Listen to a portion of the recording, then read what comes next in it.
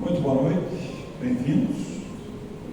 Sempre uma alegria nos encontrarmos, principalmente, e a instituição dar prosseguimento à sua programação semanal, nas quartas-feiras, nas palestras públicas, com os nossos convidados de Matão e de outras cidades.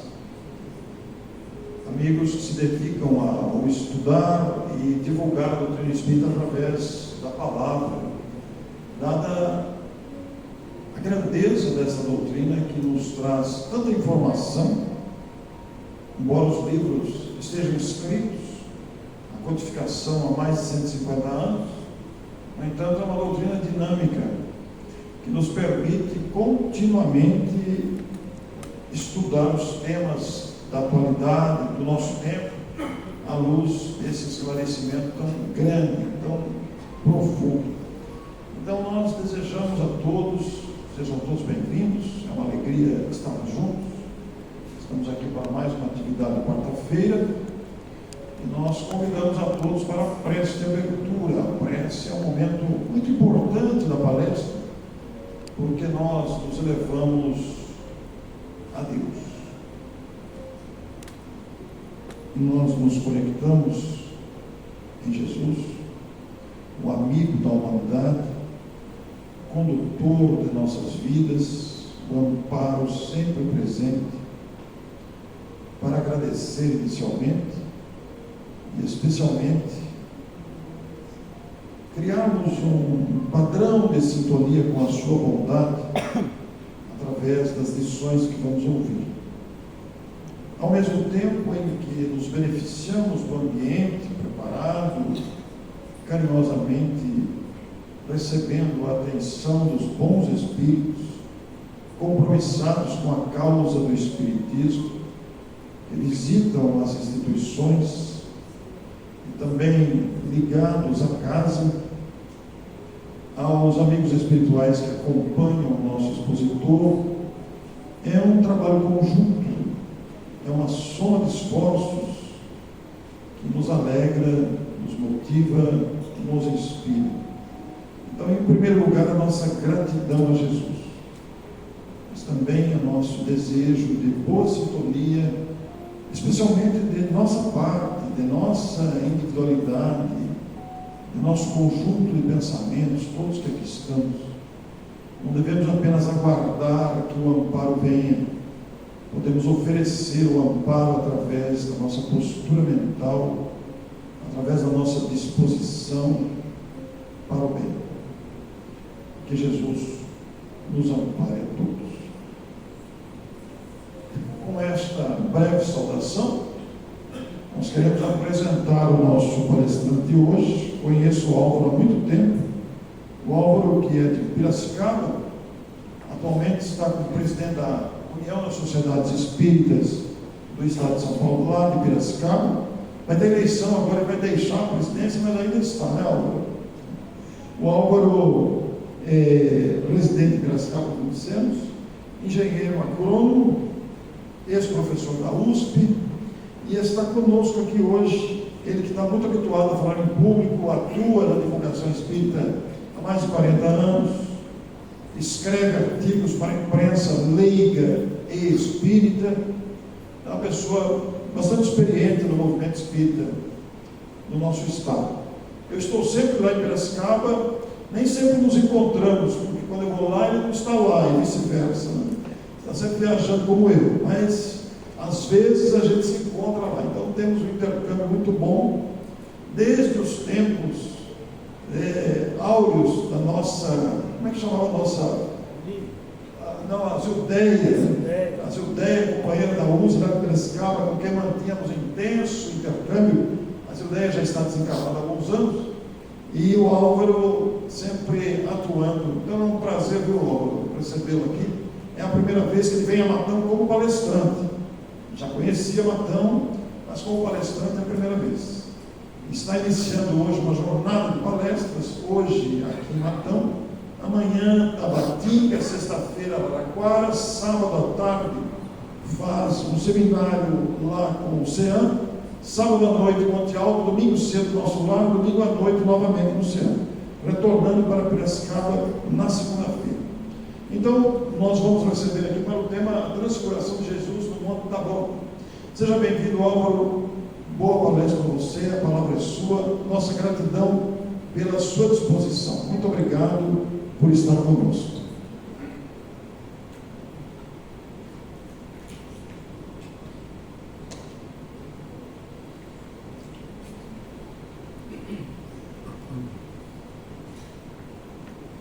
Que a paz, a serenidade e a harmonia estejam conosco nesse momento de reflexão do Evangelho de Jesus, à luz do Espiritismo. A transfiguração do Monte Tabor é uma das passagens mais belas da Boa Nova. Para mim, em particular, sempre causou uma indagação profunda. O que significava realmente essa transfiguração? Era só uma apresentação de Jesus por Elias e Moisés, mostrando que ele realmente era o Messias, ou teria alguma coisa a mais? Os evangelhos canônicos trazem o diálogo de Jesus com os profetas, Elias e Moisés. Mais recentemente, obras espíritas conseguiram expandir um pouco mais as razões para esse encontro, e eles estão refletindo essa noite. Então a gente sabe que esse encontro no Monte Tabor, como espíritas, é uma reunião mediúnica a céu aberto. Elias, que foi o profeta, 900 anos de Cristo, e Moisés, 15 séculos antes de Cristo. Os dois juntos com Jesus. E tem um significado muito importante isso. Esses dois espíritos, os dois profetas, eles eram consagrados do judaísmo. Muito importante isso. Então, realmente, estar ali com Jesus mostrava o mestre resplandecente de luz que ele realmente era o Messias. Mas uma pergunta que muitas vezes se faz: ora, quando Jesus estava no Monte Tabor, na transfiguração, João Batista já havia sido martirizado por Herodes. E por que então não se apresentou como João Batista? Se apresentou como Elias? Então nós temos que entender um pouco mais sobre isso. Tinha razão por isso. Porque Elias dizia as profecias que antes do Messias haveria a volta de Elias. E aquela presença de Elias consagrado ratificava ali Jesus. A gente sabe também que o Espírito, quando desencarna nesse livro evolutivo, ele pode escolher o seu corpo espiritual, mudar, que é plasmar o corpo. Então Pedro tinha essa dúvida, está no Evangelho.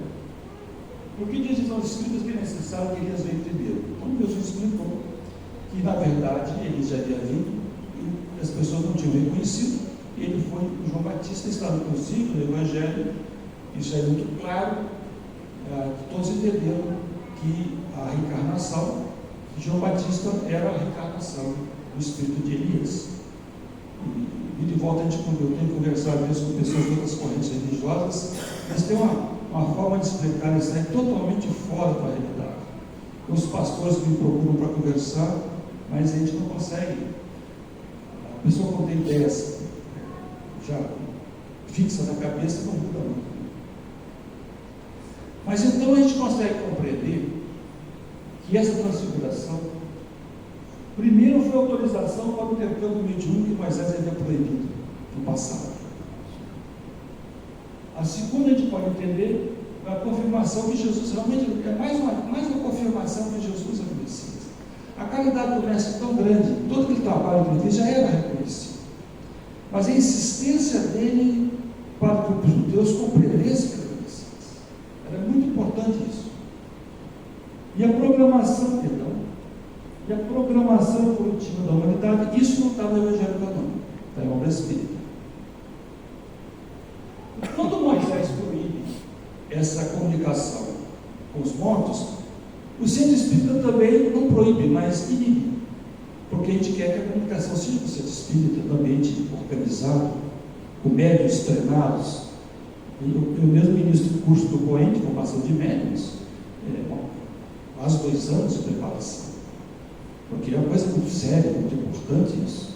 Então Moisés, quando proibiu, estava certo, porque imagina aquele povo bárbaro, os hebreus, mais de 300 anos de servidão, preocupados apenas com a alimentação, né, e a questão sexual deles, não tinha nada de transcendental. Então a comunicação com os mortos seria supérflua. Então Moisés agiu certo. Mas quem gosta de estudar o Velho Testamento, tem algumas passagens que Moisés ratifica a importância da comunicação. Tem médico, inclusive, que ele fala sobre isso. Então isso está muito... as pessoas que condenam essa comunicação com os mortos pegam só números do Deuteronômio, não tem essa proibição. Mas quem estuda o Velho Testamento vai ver. Tem citações que falam da Moisés autorizando essa comunicação. Então, no Espiritismo, a gente usa bastante a questão da comunicação com os nossos irmãos que estão no outro plano da vida. Inclusive, tem reuniões de materialização. Já foi muito pesquisado, inclusive, na Inglaterra, né? E aqui também no Brasil tem várias fotos, várias comprovações dessa comunicação com os Espíritos, sempre trazendo para nós as instruções. Aliás, a boa nova de Jesus em diante, é cheio de conversa com os Espíritos. O apóstolo Paulo, o próprio Mestre. Então, essa autorização de Jesus, ele praticamente, na transfiguração do Tabor, ele vai homologar essa conversa com os Espíritos, porque ele conversa com 2 Espíritos, Moisés e Elias. Então, se quem aceita Jesus como mestre, vai compreender que ele estava fazendo corretamente. Mas Jesus já havia sido reconhecido pelo Messias. Eu falei novamente que ele havia simplesmente como fosse uma força maior. Os 2 anos dele lá na Galileia, curando pessoas, então todos aqueles fenômenos, os evangelhos falam em torno de menos de 30 casos de curas de Jesus. Joana de Ângeles, a Amélia Rodrigues, espírito, através de Divaldo Franco, aquela série de obras que ela tem, ela fala que uma única oportunidade, Jesus curou milhares de pessoas. Porque quando a gente fala dos evangelhos, nós temos que entender que ali é uma síntese de muita coisa que aconteceu. Então, conta vários casos, mas Jesus beneficiou milhares de pessoas. Vamos recordar um pouco ali, para a gente fazer uma compreensão melhor desse tema. Então a gente sabe que Jesus deixa a ferramentaria em Nazaré, que ele era carpinteiro, aproximadamente em janeiro do ano 30, ele vai até o sul de Israel, onde tem o Mar Morto. Ali ele vai fazer aquela meditação dele, de algumas semanas, e quando os evangelhos falam da tentação do Cristo, é uma linguagem simbólica. Na verdade, Jesus estava simplesmente fazendo uma análise do programa que ele iria realizar. Mesmo Jesus, o Espírito puro, uma coisa que caracteriza os Espíritos elevados é a humildade. O Mestre sabia da responsabilidade que se tinha nas mãos, o destino da humanidade. Tanto que nós temos antes e depois do Cristo. Então Jesus estava naquela meditação, ele ia dar início à sua boa nova. Então ele precisou parar no deserto, meditar e estabelecer toda a sua programação, nos mínimos detalhes, junto com seus claros assessores. Depois dessa meditação, a gente sabe que ele vai visitar o mosteiro de Quarã, que é nos Essênios, vai estar também às margens do Jordão, onde ele vai encontrar o João Batista. Interessante esse diálogo dos dois, porque Jesus era aquela luz, e o próprio João fala: eu que tenho a ti, você vem a mim. Quer dizer, ele é João compreendendo o seu nível, né? Jesus diz para ele: aqui termina a sua missão, inicia a minha. Então, a missão do João Batista como precursor era preparar os judeus. O mestre trazia a boa nova, mas o povo mais preparado eram os judeus. Por vários séculos que tinha o monoteísmo. Era a ilha de monoteísmo no meio do politeísmo que reinava naquela região. Então já estavam preparados não só por Moisés e outros profetas que sucederam. Então, estavam aptos a receber a boa nova. Então Jesus insistia, e todas essas curas, esses fenômenos, serviam para despertar o interesse e mostrar que ele realmente era o Messias. Porque o Espírito nobre não fala, eu sou o Messias, ele se deixa identificar, é o que Jesus fazia. E pelas coisas que ele fazia, ele era facilmente identificável para aqueles que tinham olhos de ver o resultado. Mas João Batista, ele vai fazer críticas à cunhada, que o Herodes tinha casado com a cunhada dele, a esposa do irmão dele. Isso era uma coisa muito equivocada para a época. E o nosso João Batista criticava o rei. Ora, se hoje em dia criticar um dignatário qualquer do Estado já é problemático, imagina 2 mil anos criticar um rei severo. Então o rei prende o João Batista nessa fortaleza de Maqueronte, ele vai ficar lá quase 10 vezes, até que a filha de Herodíade, que estava casada, estava habitando com Herodes, vai dançar e nós sabemos o que aconteceu. Herodes estava bêbado e vai então prometer metade do reino se ela pedisse. Ela dá para a mãe, e a mãe pede então que ela solicite ao rei a cabeça de João Batista, porque ela odiava João Batista pelas críticas que ele fazia em público do relacionamento dela que tinha com o rei Herodes.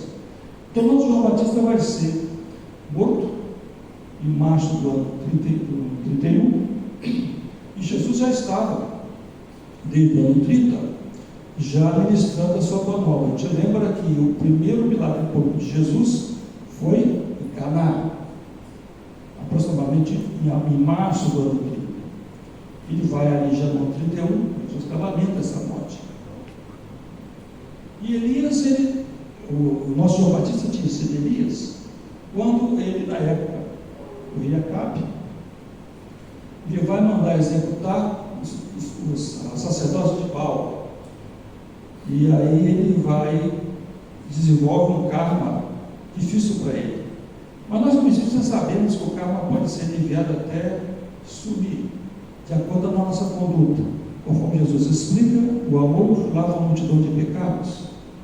Inclusive, o nosso Chico, saudoso Chico, ele fala o seguinte: João Batista, o precursor, era Elias encarnado. Devemos perguntar a nós mesmos, na intimidade de nossos corações, se Elias não teria sido exonerado do rigor do karma, caso agisse com misericórdia no exercício que era considerado de justiça para a família de Herodes. Então, essa é uma lição que o nosso irmão traz, de que a nossa postura na vida, ela pode ter consequências benéficas e aliviar muito da nossa situação, ou pode ser agravadas.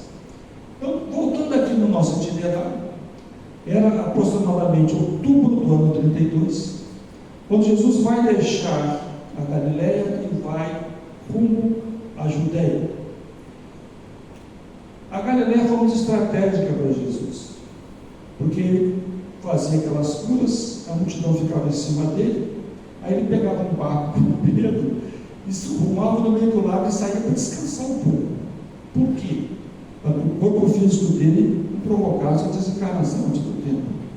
A quantidade de energia que ele emanava por causa daquelas coisas.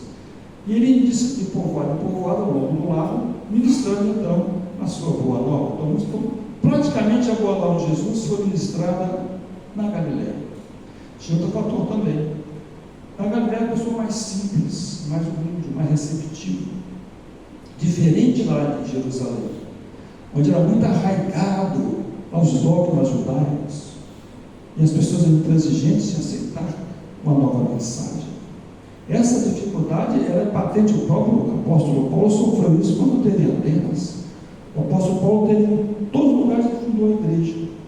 Em Atenas, que tinha estudado, era fluente em grego clássico, ele não conseguiu convencer ninguém, porque tinha ideias já preconcebidas a receptividade. Então, essa dificuldade que Jesus sabia que teria lá em Jerusalém, então ele usou a Galileia para levar a sua boa nova. Então, em outubro, ele vai dar como concluída a sua missão de 2 anos lá na a Galileia e vai rumo à Judéia, e vai para o sul de Israel. E lá no sul de Israel, ele vai para uma cidade muito interessante, uma das cidades mais antigas do mundo, chama Jericó, de mais de 12 mil anos. Ele vai encontrar quem lá, uma missão muito importante, Zaqueu, mas esse aí é outro assunto para outra palestra. Mas ele vai parar no Monte Tabor e diz em todo o Evangelho de Mateus: 6 dias depois, Jesus tomou consigo Pedro, Tiago e João, os irmãos Tiago e João e Pedro, e levou para uma parte alta da montanha, não no cume da montanha, mas uma parte mais elevada, para poder ter aquelas manifestações todas num ambiente mais tranquilo. Quando a gente, esses historiadores espíritos que se manifestam através dos médios, eles falam da Galileia em particular, e falam da beleza, que a própria Galileia era uma história, um livro de tanta beleza que tinha. Eles chamam até, inclusive, né, Terra Santa. Hoje essa terra não está tão santa mais, né? Tantas guerras, tanta violência, tanta intransigência. Não é à toa que Jesus transplantou o seu evangelho da Palestina para o Brasil. Aqui também nós temos coisa para fazer, muita tarefa. Então ali, diz em todo o Evangelho de Mateus, Jesus foi transfigurado diante dele, sua face brilhou como o sol, e suas roupas se tornaram brancas como a luz, que apareceram diante deles Moisés e estão no Evangelho de Mateus. Allan Kardec, no livro Gênesis, ele fala da transfiguração, ocorrem modificações da propriedade do perispírito que se refletem no corpo físico. Então Jesus, ele se revelou ali, pelo menos parcialmente, como ele é espírito puro. A gente lembra que Jesus foi o espírito mais elevado que já encarnou. Inclusive ele ordenou a formação do planeta 4 bilhões e meio de anos atrás, conforme diz Emmanuel no livro Caminho da Luz. Inclusive Emmanuel menciona que a comunidade de espíritos angelicais que coordenam os cosmos se reuniram aqui, onde é a Terra, por 2 vezes. A primeira, com Jesus, construir nosso planeta. E a segunda, para programar a reencarnação de Jesus na Terra. Por isso que nós espíritas, em qualquer estudo, em qualquer palestra, nós temos que trazer a figura de Jesus. Porque se Jesus, a reencarnação dele foi tão importante quanto a construção do nosso planeta, isso não pode ser afastado. Sempre podemos ter Jesus para refletir o que ele ensinou. E as obras espíritas não mudam a boa nova do Mestre, expande e nos faz compreender a essência da sua mensagem, que se perdeu ao longo dos séculos. E no final tem uma voz direta, uma nuvem luminosa os cobriu, e só uma voz que dizia: este é meu filho amado, a quem me compraz a escutar. E descendo do monte, Jesus disse: pede que só os 3 apóstolos não comentassem com os demais, esperassem quando ele voltasse, depois do martírio na cruz. A descrição. Essa parte mediúnica, para nós espíritos, não é novidade. Voz direta, materialização, isso acontece. Mas o que não está no Evangelho, nos Evangelhos canônicos, foi o diálogo mental que Jesus teve com Moisés e com Elias. Os espíritos elevados, eles não conversam, não vocalizam, é mental.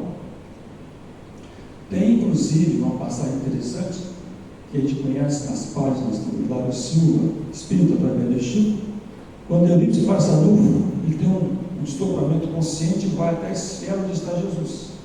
E tem nesse livro contado, Eurípides Barçanufo nunca mencionou esse episódio. Depois que desencarnou, você vê a pública.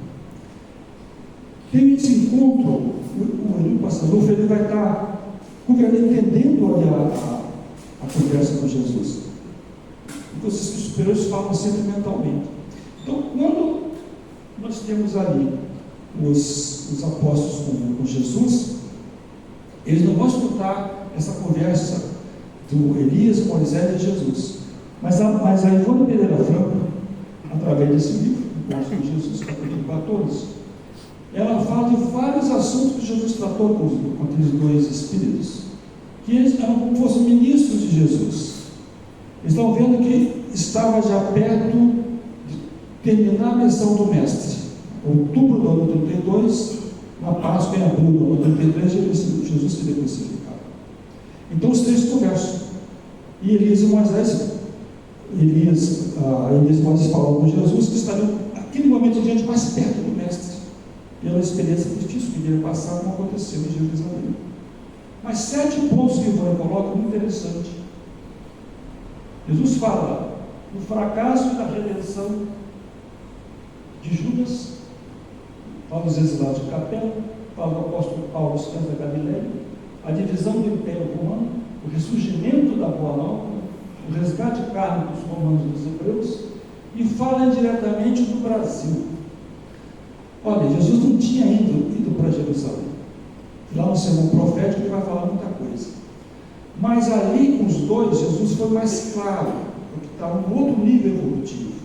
Já em Jerusalém, quando tem o sermão profético, ele tem que falar com outras palavras, porque eram os apóstolos com a sua limitação de compreensão. Mas muito parecido ali as previsões. Então nós sabemos que o Judas, na encarnação anterior, ele havia sido o conselheiro do rei Davi. Ele foi Aitofel.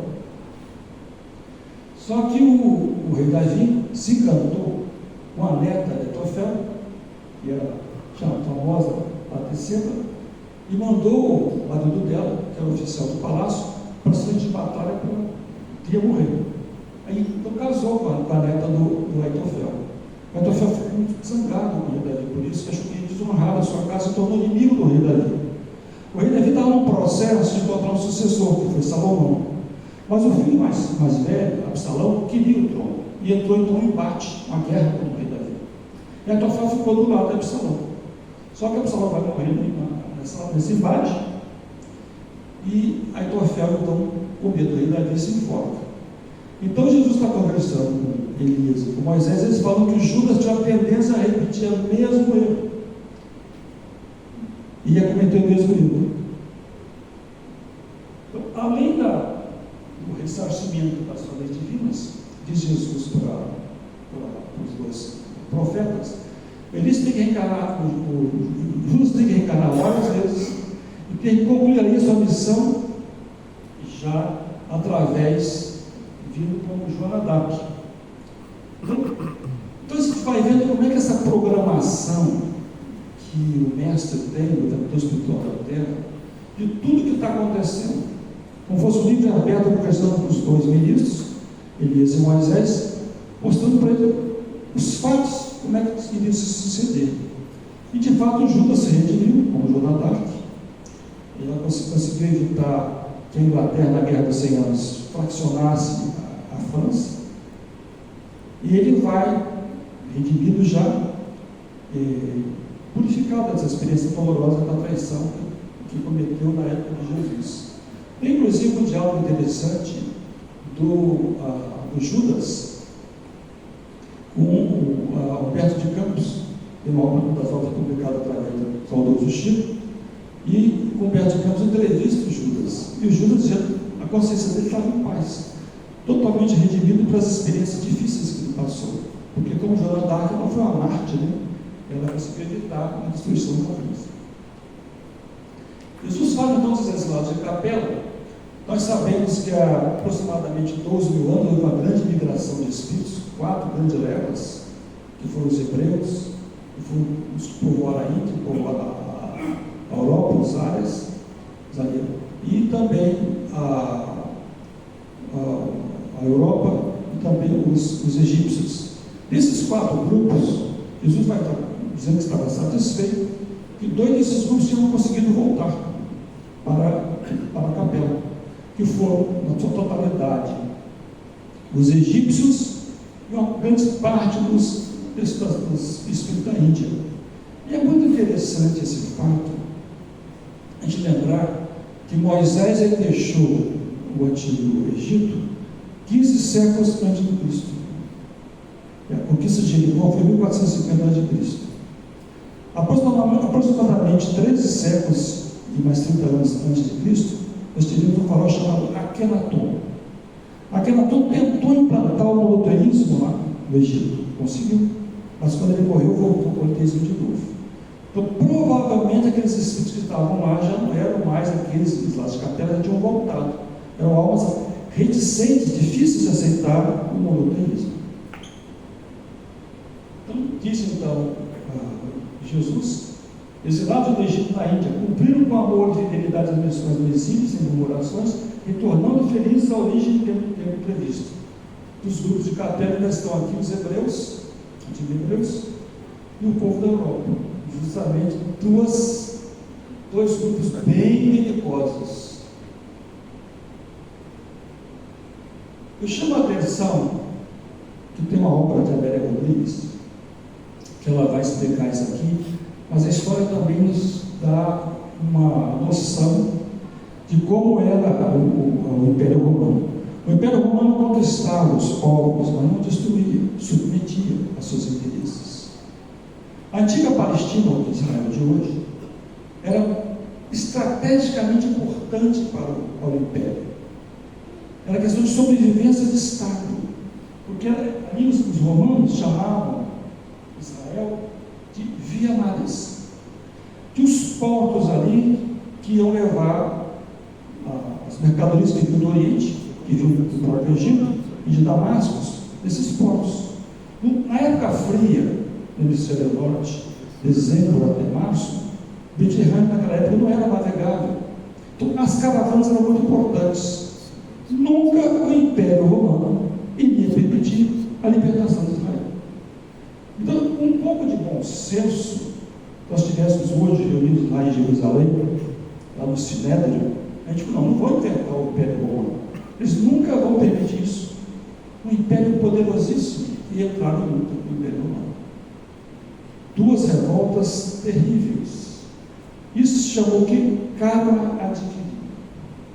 Provocar.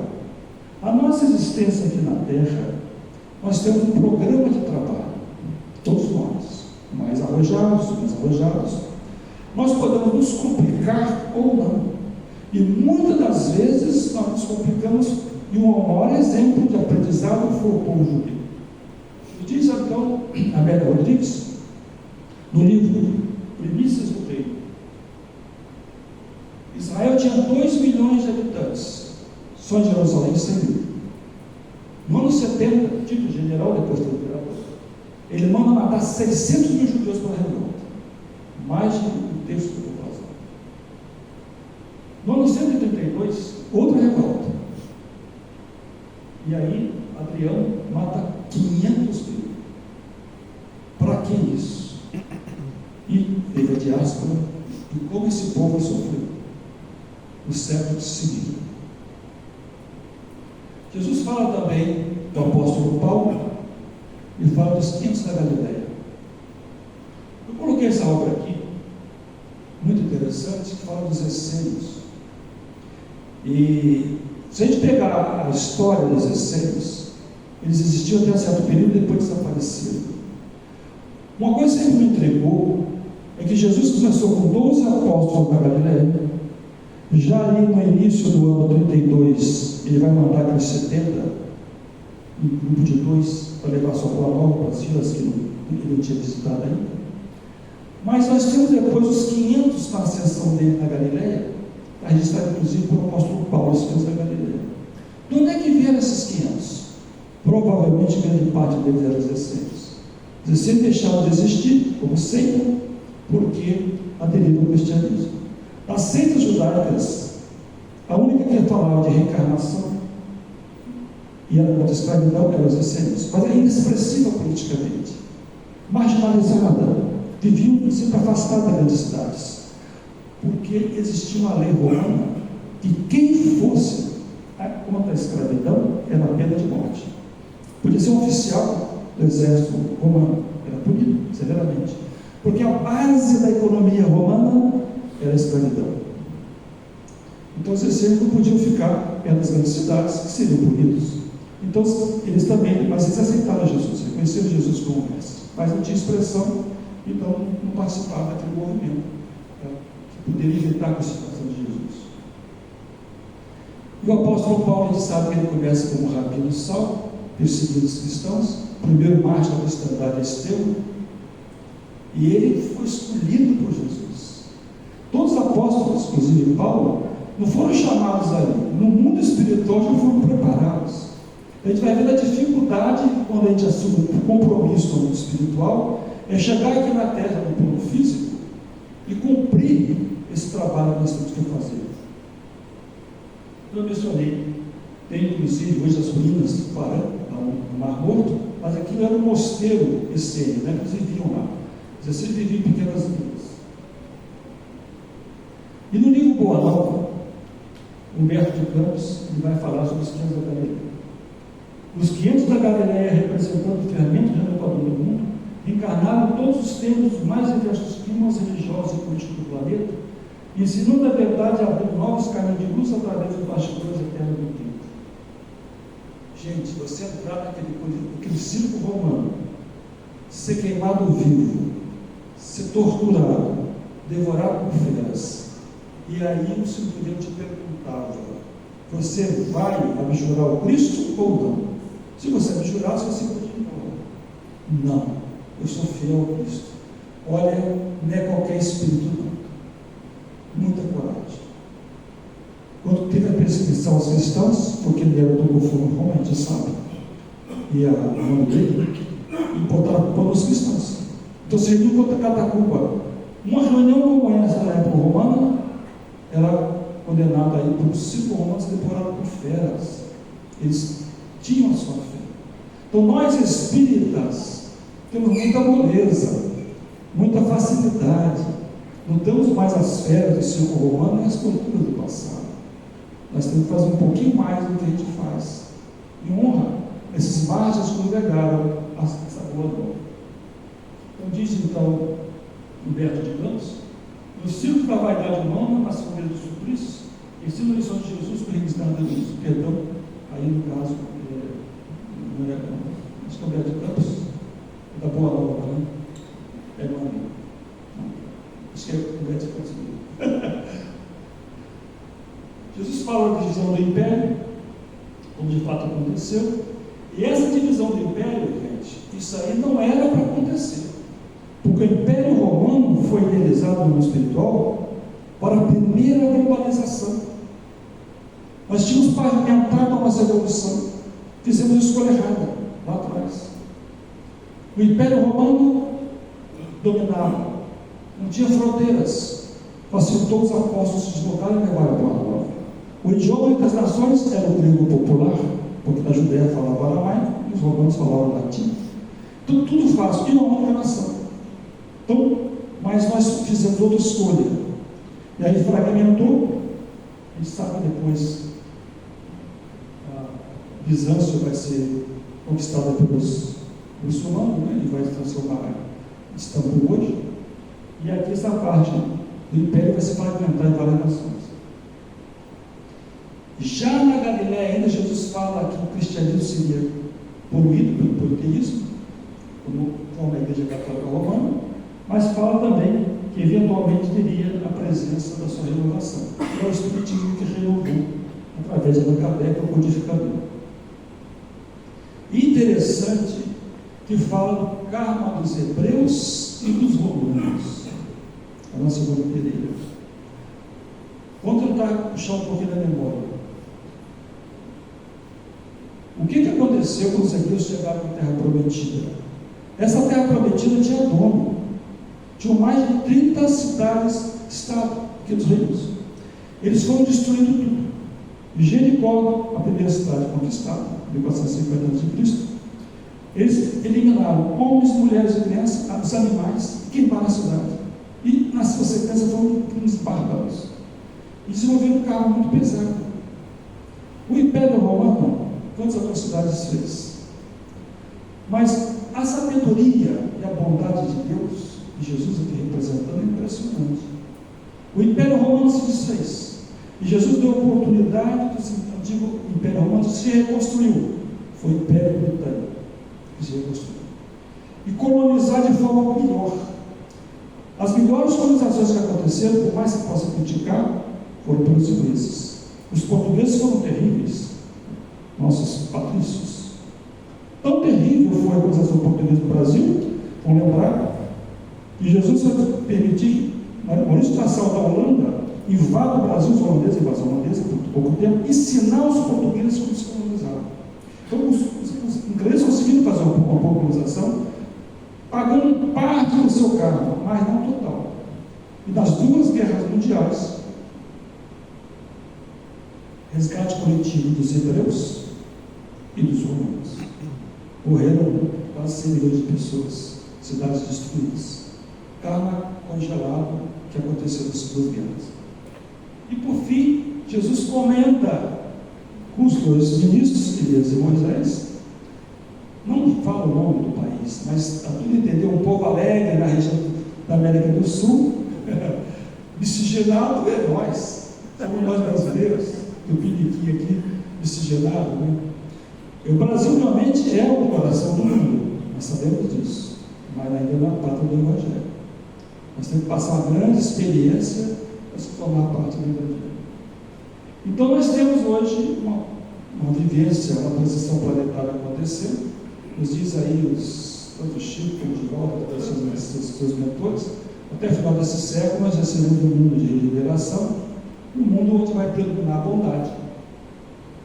E que nós possamos recortar essa transfiguração de Jesus como mais um incentivo, uma reflexão, entender que tudo que está acontecendo tem uma programação divina, que acontece com a vontade do Cristo, onde nós homens podemos interferir dentro do nosso elemento relativo, mas não vai alterar a programação que Jesus estabeleceu para nós. E Emmanuel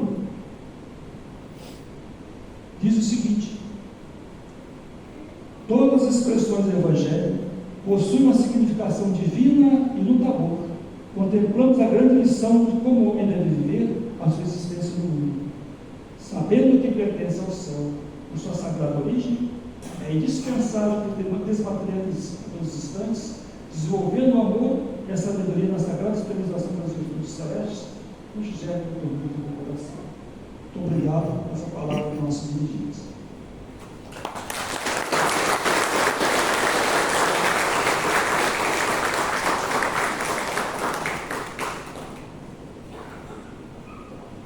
Muito obrigado, Álvaro. Fazia tempo que a gente não tinha uma palestra com esse caráter, com esta configuração tão bonita. Muito obrigado, meus parabéns. E esse finalzinho aí que você trouxe sobre o Brasil, naturalmente é um assunto de sábado à tarde, não é? Você vai desmembrar esse assunto lá no Oceano Rose, no sábado à tarde, às 15 horas. Estamos convidados para esse evento. E no domingo de manhã, Jesus e a família no nosso lar. No domingo à noite, está lembrado do tema? Não estou lembrado do tema. Não estou lembrado. Tudo bem, não se preocupe. Eu também não lembro. A programação é extensa. E nós queremos agradecer ao nosso Álvaro por essa oportunidade de ter estado em Latão como palestrante pela primeira vez, abrindo a perspectiva de futuros convites. A gente fica muito feliz com isso, nessa integração do movimento espírita. Nós vamos soltar um livro aí hoje, né?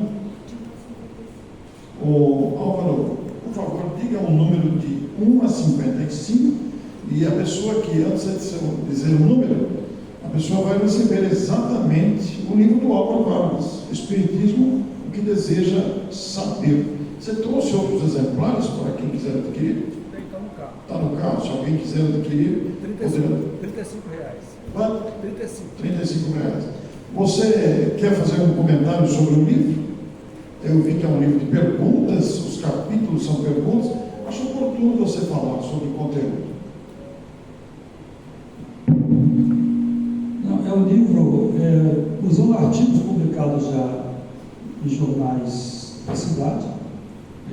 Nós expandimos um pouquinho o capítulo, são vários assuntos. Tentar puxar que não é esse aqui, o primeiro livro da série. Então tem vários assuntos, tá? Desde por que nós reencarnamos, fala das pandemias, se é possível prever o futuro, fala de magia negra, fala sobre depressão, falando de ressuscitação de Lázaro. Então, são várias perguntas e respostas. E às vezes eu tinha dúvidas, eu escrevi os artigos e colocava aqui comigo. Para quem quer estudar? Então, de uma forma bem simples para entender, um vocabulário bem simples, depois que para jornal para pessoas leigas. Mas depois nós melhoramos um pouquinho do livro. Eu estou vendo alguns capítulos aqui. Por que existe a traição conjugal? É um título instigante. Qual a estratégia dos espíritos obsessores? Existe risco do nosso pensamento ser mal interpretado pelos espíritos? Para onde caminha a humanidade? As doenças são punições de Deus? Por que temos medo da morte?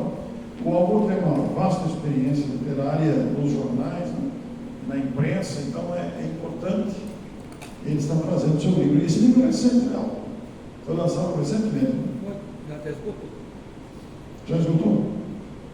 Tem alguns exemplares, em 2023, exatamente pela editora MT Capivari. O autor tem alguns exemplares, os que desejarem adquirir, os livros estão à disposição. Nós queremos agradecer a vocês. Na próxima semana teremos a presença do Vinícius Castro de Araraquara. E algum recado meio importante? Não? Sorteio. Um sorteio, verdade, de 1 a 55. 25. Número 25. Muito bem, a Marta ganhou o livro do Álvaro. Depois você pega o autógrafo.